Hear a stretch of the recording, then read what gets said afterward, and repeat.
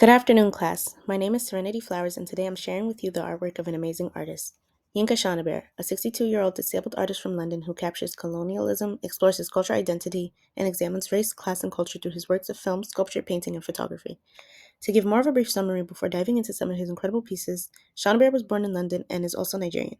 He studied fine art at Byam Shaw School of Art in London 1989 and received his MFA from Goldsmiths University of London in 1991. Shonibare has a plethora of exhibitions he's done, such as one of his most major exhibitions called the Mid-Career Survey, which took place in several well-known museums, including the Brooklyn Museum in New York, the Museum of Contemporary Art in Sydney, Australia, and also the National Museum of African Art in Washington, D.C. He also has pieces of his work in the collection of several other prestigious museums, such as the Museum of Modern Art in New York and the Tate Museum in London. I chose to focus on Shonibare for this presentation because he makes it very widely known that his art is influenced by his identity of being British and Nigerian, and the tangled interrelationship between Africa and Europe, and their economic and political histories.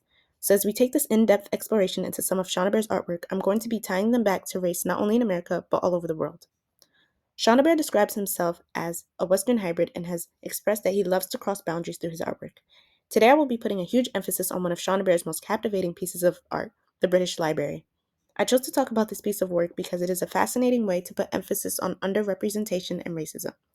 As shown, it is a large wall filled with thousands of books that are covered in the Shonibare's signature Dutch wax printed cotton textile. And within these books are influential figures from the African diaspora like writers and activists.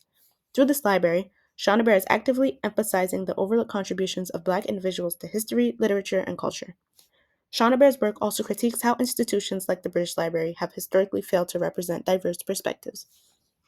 Overall, I chose to depict Shonibare's The British Library and tie it back to race in America and Black experiences because, as clearly shown, he does a beautiful job in expressing how substantial and important Black culture is within, all while using a plethora of materials such as Dutch wax printed cotton, which is a patterned fabric that he not only used in his British Library piece, but also often uses in his other art pieces as well. He uses the fabric to highlight the role of British colonialism in spreading the fabric to West Africa. He also uses fiberglass mannequins in many of his sculptures and installations, along with many other materials like brass, leather, hemp rope, paper, cotton, silk, steel, aluminum, and painted wood in his artwork.